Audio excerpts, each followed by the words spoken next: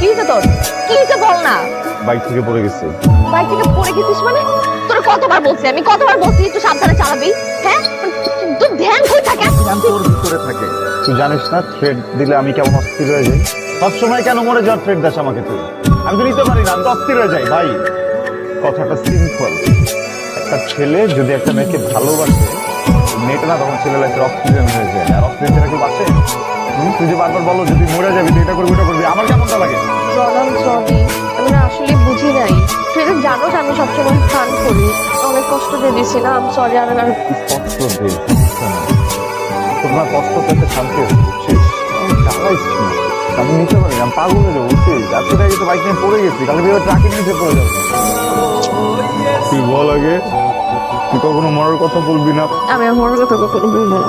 আমার যদি মরতে হয় আমি তো বুকে নিই, কিন্তু তুই আমার ছাড়ার কথা বলবি না। প্রমিস?